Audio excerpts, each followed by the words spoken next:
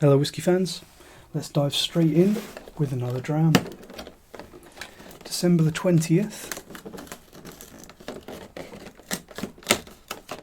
Wonder what we'll have today. I'm using my English whiskey glass again.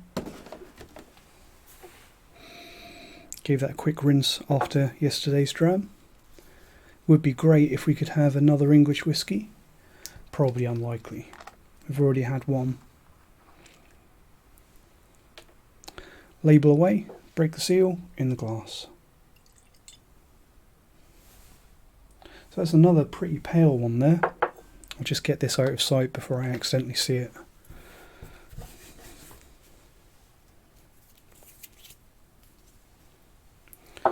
Right, I think we're safe there. May not have poured enough there. That's a very pale one. That's the palest one that we've had for a very long time. Possibly the palest one of the advent calendars so far. So probably bourbon matured, possibly young, possibly a refill cask. What do you think when you see a whiskey like that? What does that make you think of? That makes me think of something like an Ardbeg 10. Something with not very much cask influence. Maybe something peaty.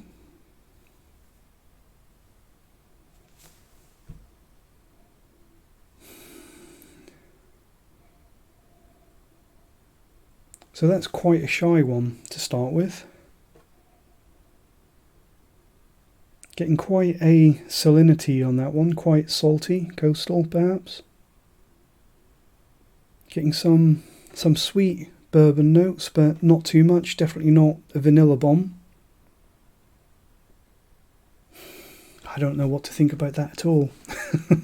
This may be 2 days in a row when I've been almost entirely stumped.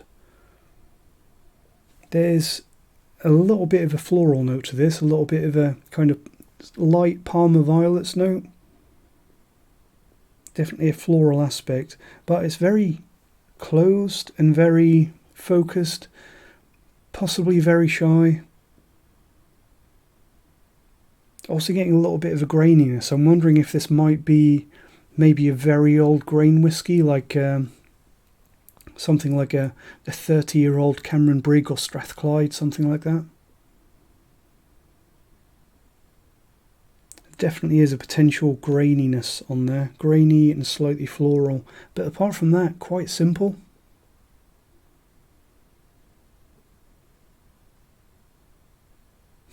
I wouldn't even be able to hazard a guess on the ABV on this one. I think I'm probably better off saving that until I've tried it on the palate.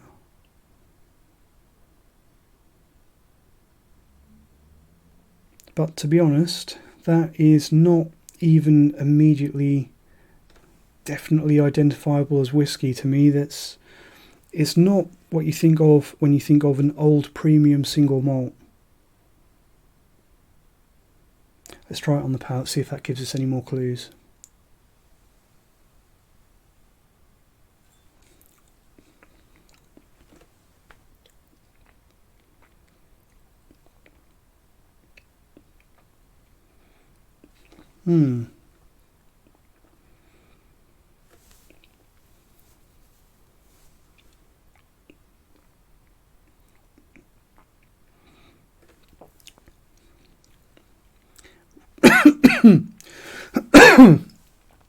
Okay, that one caught me a little bit.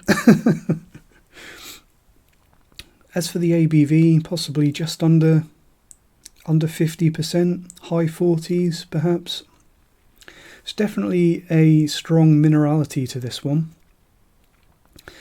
And that minerality, slightly salty, mineral, chalky, actually reminds me a little bit of some mezcals, some tequilas. Not that it's smoky as you get in some mezcal and tequila. It's not smoky, but just that salinity and that mineral salty note just reminds me a little bit of sort of Mexican spirits. I don't think it is tequila though. I think this is possibly a grain whiskey.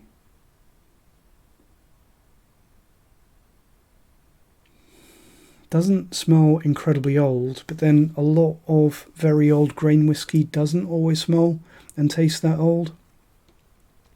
unpopular opinion, because I know a lot of people love their grain whiskies, and so do I. I think grain whisky is a wonderful category in its own right, and there are some great examples, especially what's coming out of Loch Lomond these days, and obviously Compass Box have had great successes with their grain whiskies. But in my opinion, a lot of the old, really old whiskies that you can get from grain whisky distilleries, that a lot of people go on and on about how they're really good bargains, a 30-year-old grain whisky is more often than not equal to a 30-year-old single malt. Unpopular opinion, but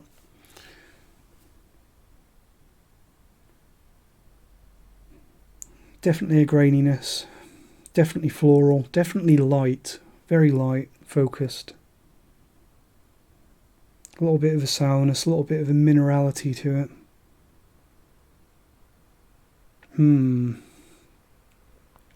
I think that's going to be my guess, because it doesn't seem like single malt. Very untraditional. I'm going to try a little bit of water. I don't think it's super strong, and I'm now regretting not putting very much in the glass there, because I'm going to have to be very careful not to drown this. I think just a single drop, just to try and open it up. That's probably enough.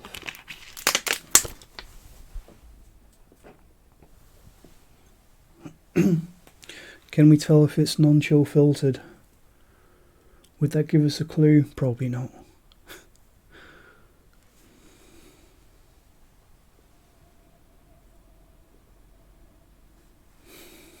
It's made it a little bit more approachable,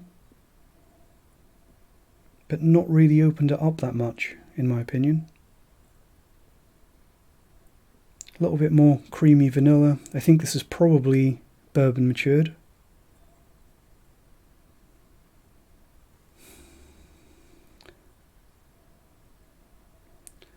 This is a tricky one for me, because I think there is absolutely... I mean, yesterday's whiskey was very difficult to place on the leaderboard because it was so unusual. This one's very difficult to place on the leaderboard as well, because there's nothing wrong with it, but it's a little bit featureless.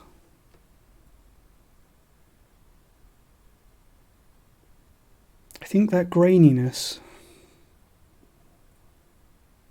There's a bit of an Irish character to the graininess, maybe like a Irish grain.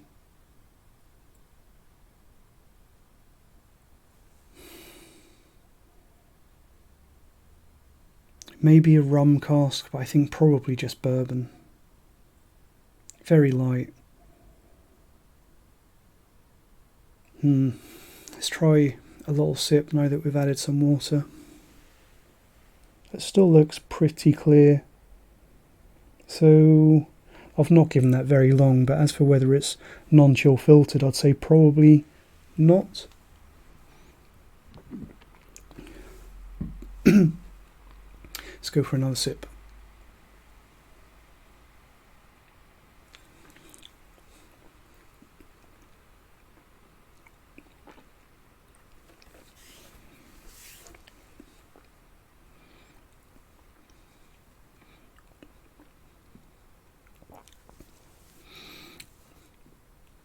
I think a lot of people will really like this. I think Glenmorangie fans and possibly Glencadam fans, people that like that style of whiskey, will probably like this, because it's very light, very focused, very pure. But it's not doing a lot for me. This is definitely not going to trouble the top spots on the leaderboard.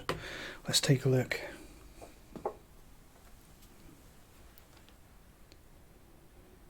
JJ Corry Anfa, exclusively for Drinks by the Dram. Irish whiskey, 50%. So that did choke me a little bit, because it took me by surprise, because I've kind of been lulled into a sense of false security with this advent calendar, because nothing's really been super high on the ABV. So 50% is stronger than I was expecting. But yeah, Irish whiskey, I did think maybe Irish or single grain. Single grain was what I was going for, really. That is what it seemed like to me. Very grain driven, very light. I'm trying to be kind.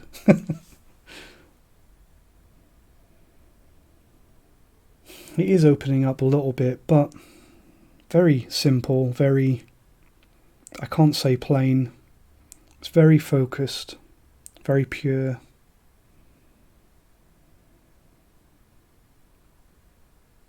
Not a bad whiskey though. I don't know how much this sells for.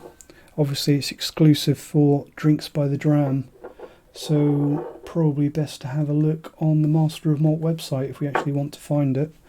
Anfa. Sold out. So if anyone at home really liked this one, tough, you're not getting any. The Chapelgate Whisky Bonders teamed up with Drinks by the Dram to create Anfa, superb blended Irish whiskey, selection of single malts and married with single grain with grain whiskey. This expression has been named after the Irish word for storm, a reference to Ireland's windswept coastlines. Well, there's definitely that coastal salty salinity to this one. But £150, I would not buy that. To be perfectly honest, I think that's very overpriced. Tasting notes, they're saying tinned peaches, sliced pears, hint of cloudy lemonade. Lemony. Yeah, there's a bit of peach there. It's that peach is a very classic Irish whiskey note, isn't it? Soft malty hints bring balance to the fruit notes. On the palate, red apples, toasted barley, biscuit dough, yeah. In hindsight, I probably should have gone more down the Irish whiskey route, because that biscuitiness was there. It's another obvious sign of an Irish whiskey, which I think I did pick out, but I think I mentioned Irish whiskey, but I was not sure. As for the finish, lingering hints of cooking spices, paprika, ginger, fresh fruit.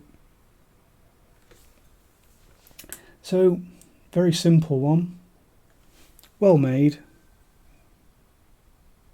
But I would question what they think you're getting for £150 on that one.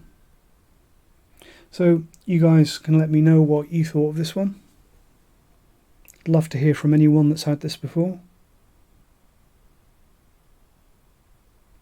But personally, I'm hoping for something better tomorrow. Not got many left now. What have we got? 4 more to go. Father Christmas will be loading up his sleigh as we speak. See you tomorrow. Cheers.